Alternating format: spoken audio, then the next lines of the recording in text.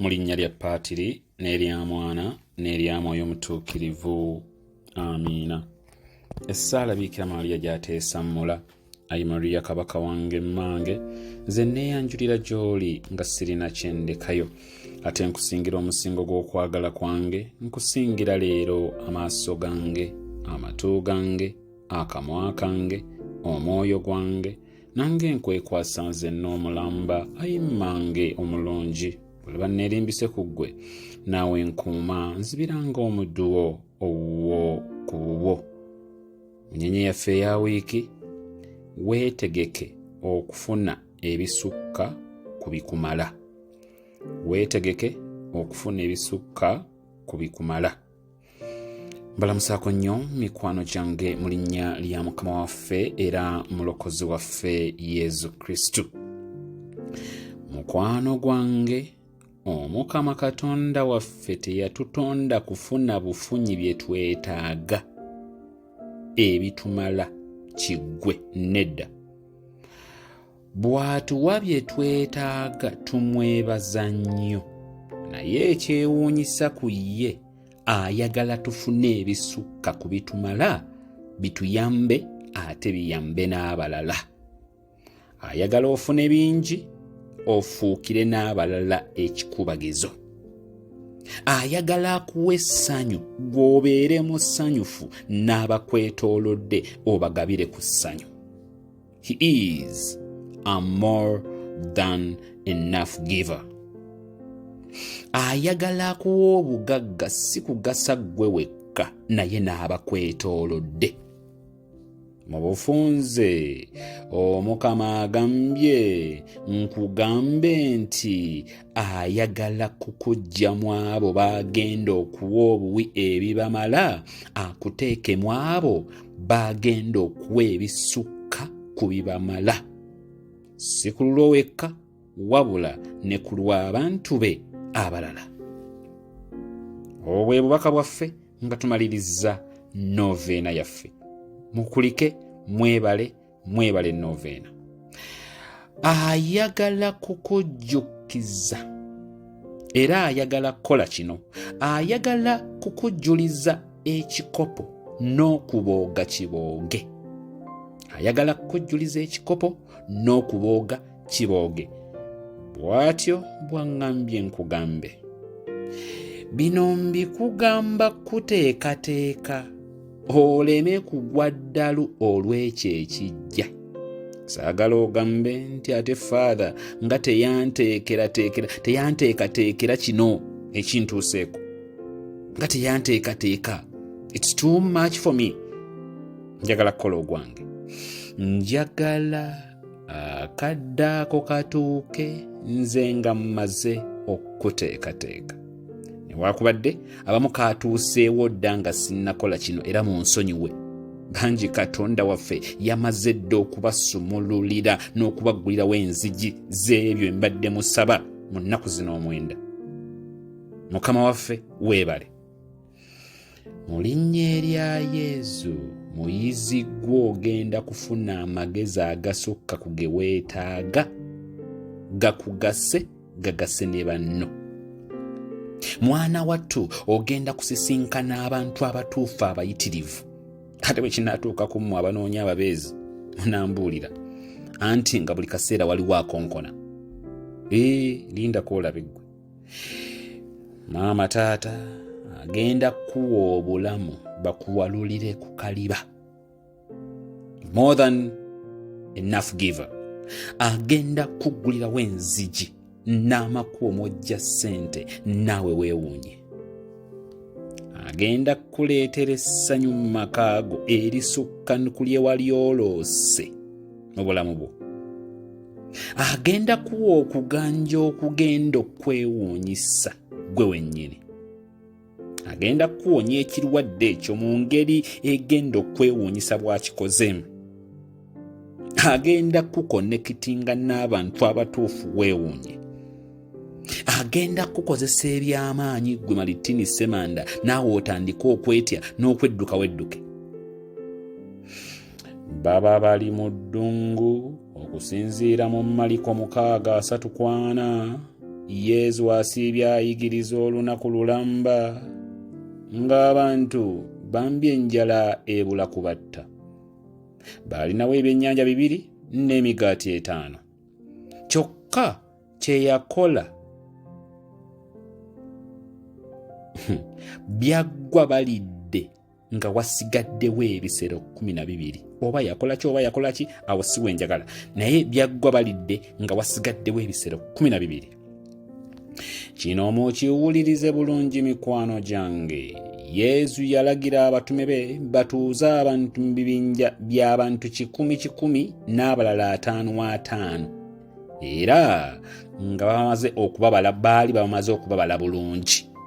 Yesu ogenda okukola kye yakola yali ategedde ennamba y'abantu baalina. Emmere okufika ennyingi bwetyo tekyali nti Yesu yali tamanyi mmere emala abantu bano. Nedda. I'm talking about a God who knows every person. Buli muntu yenna ali mu nsi amanyi ennamba yaabwe n'enviiri eziri ku mutwe azimanyi. Katoyinza kuŋŋamba nti yali tamanyi bantu be yali alina mu kitundu ekyo. Yali amanyi bulungi ennamba y'abantu n'emmere entuufu gye beetaaga ebamala. Yali abimanyi. Yakigenderera okukola n'okubawa n'okuleetawo n'okuteekawo emmere esukka ku gye baali beetaaga. Okutulaga nti bulijjo alina amaanyi, obuyinza n'obusobozi okutuwa ebisukka ku bitumala. And he is indeed willing to do so. He's always willing to provide more than what we need for the greater glory of his name. I'm saying he's always willing to provide more than what we need for the greater glory of his name. Omukama bwe yali ateekateeka obulamu bw'oggwe mukwano gwange mpuliriza, yamanya biki bye weetaaga era ebikumala. Naye akikola kagenderero kuwa ebisukka ku bye weetaaga, era nga mwetegefu kuwa ebisukka ku bye weetaaga, oyongera okutendereza n'okugulumiza erinnya lye. Ate ebisukka ku bye weetaaga obikozese okuyamba abalala.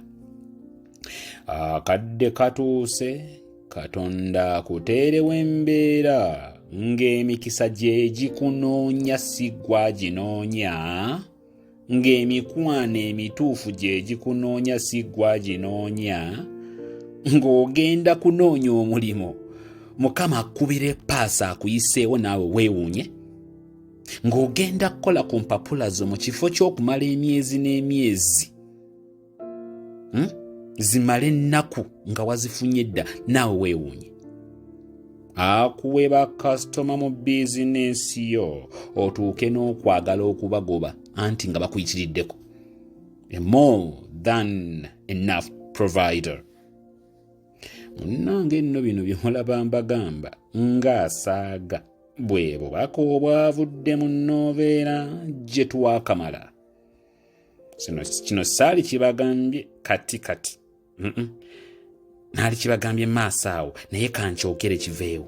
Sirina myaka bukyanfuuka musaseredoti gye nali ndabye mu mikolo gyali gibaddewo nk'egigenda okubaawo mu myaka 2023, 2024. Kino mu mazima amatuufu sikirabangako.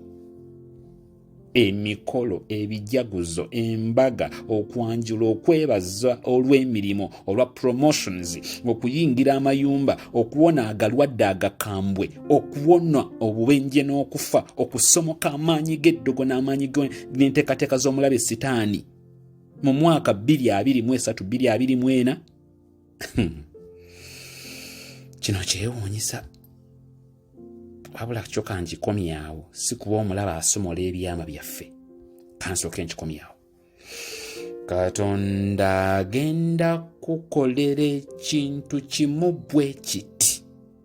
Agenda kuggulirawo olujja obulamu bwo n'embeera yo bikyuke, ebikadde osigale kubinyumyako bunyumya. Gw'omanyi ky'olimuwa. Okukyusa akatambi k'obulamu bwo. Katonda teyeetaaga mwaka, teyeetaaga mwezi, teyeetaaga wadde wiiki. Father agenda kikola atya? Father, nze nga bwe ndaba ebintu Katonda kyagenda kikola ati.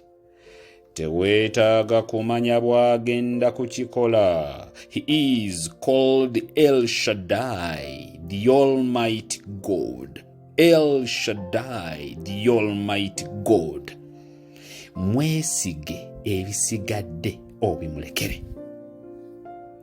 Munnanka Abayisirayiri baali mu ddungu ne batandika okwemulugunyiza Musa nga batandise n'okumujuliza gye baali bavudde eri mikono gya Falaawo e Misiri mu Egypt.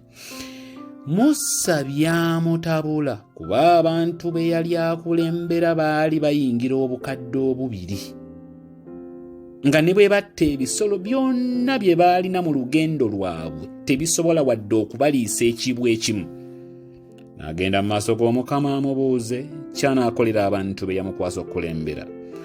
Katonda yabuuza Musa ekibuuzo nti naye ddala Musa ddi lwe nnali mbadde omunafu? I love the question. Musa ddi lwe nnali mbadde omunafu? Tokimanyi nti nze afuga ensi n'eggulu? N'abuuza Musa. Katonda mu maanyi ge yawugula empewo ne zikasuka entiitiri. Entiitiri ne zoolekera ekifo ewaali Abayisirayiri ne balaba kye batalabangako. They got more than enough. They experienced the extraordinary hand of God, and indeed the name El Shaddai, God Almighty. Amaanyi g'erinnya eryo ne geeyoleka. Abayisirayiri ne balya nga bwe baagala. Kiro misana, Monday, Tuesday, Wednesday, kiro na misana. Ne balya ennyama, ne balya.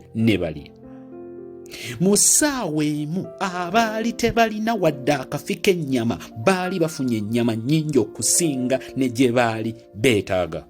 Ensonga lwaki munyenye yaffe ya wiiki eno mbagambye nti weetegeke okufuna ebisukka ne ku Bikumala. Weetegeke, prepare. Weetegeke. Oyo nno ye Katonda gwe njogerako. Oyinza okuba nga byenjogerako tolaba bwe bigenda kusoboka, naye nno munnange Ssebintu ali mu kukubuuza nga bwe yabuuza Musa nti naye Matini nali mbaddeko ddi omunafu? Matini nali mbaddeko ddi omunafu? Katonda talina kyalemwa, yeetaaga bwetaziggolola mukono gwe n'olaba ebintu bwe bikyuka. N'olaba mu kaseera katono ng'abadde akaaba aseka, ng'abadde afa mulamu, ng'abadde afiirizibwa afuna kiralo, ng'abadde asiraanya asumulukuse. Father, naye Katonda ebyo abisobola by'oyogerako? Iye era mmwe muyimba ti tewali kirema Katonda. Haleluya, tewali kirema Katonda. Bwe kiba nga tembikkiriza muyimba byaki? Yesu mu Luka 5 laba bw'alagira Peter ayongereyo eryato ebuziba mbwakwase ebyennyanja.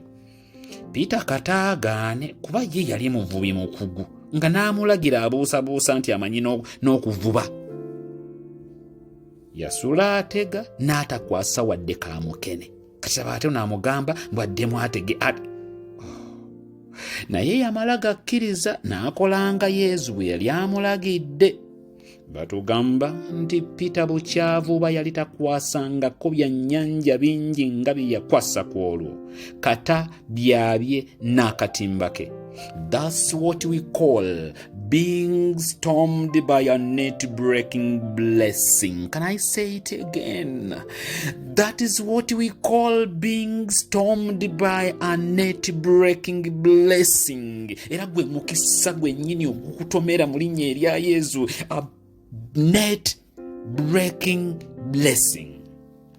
A net-breaking blessing. Omukisa ogwabya n'akatimba. Peter Kataonge, olunaku lwali terunnaba na kuyitawo. Jjukira mu lunaku lwennyini yali abuliddwayo wadde kaamukene mu nnyanja. kati wuuyo olw'ekigambo kya Katonda alimbye ennyanja bingi ebyagala n'okkutula akatimba ke. Kati nga njogera ku ddakiika eno yennyini waliwo abalinga Peter ng'okusinziira ebintu bwe bitambula bambi temumanyi nakiddako nga n'amaanyi bambi gabawedde dda. Waliwo omwana wa Katonda ali eyo nga tamanyi kiddako nga ddala amaanyi gamuwedde dda, nga tolabawo wadde akatonyeze k'essuubi. Byonna obikoze naye biganye. Katonda amanyi ewali ebyennyanja, ate ku luno ebyennyanja byennyini bye bigenda okunoonya akatimbako. Ebyennyanja bye bigenda okunoonya akatimbako. Nkulayirira nga Peter bwe yawunga naawe ogenda kuwunga olw'Omukama kyakuteekeddeteekedde era ekiri mu kkubo ekijja gy'oli. Nkwegayiridde ddamu otega akatimba toggwamu maanyi. Waliwo omukisa ogwa byakatimba Omukama gwakutegekedde gwe nayise net breaking blessing. Ogenda gwewuunya olinyumizaako n'abazzukulu. Baana bange mukulike eyo mu Noveena. Nze obubaka obwampeereddwa okubatuusaako mbutuusizza gye muli era ogwange ngumaze.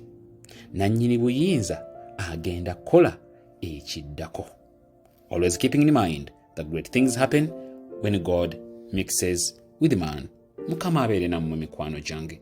N'omukisa gwa Katonda omuyinza wa buli kantu, Paatiri ne Mwana ne Mwoyo Mutuukirivu nange gubakkeko, gubakuume, gubasigaleyo kati n'ennaku zonna ez'obulamu bwammwe.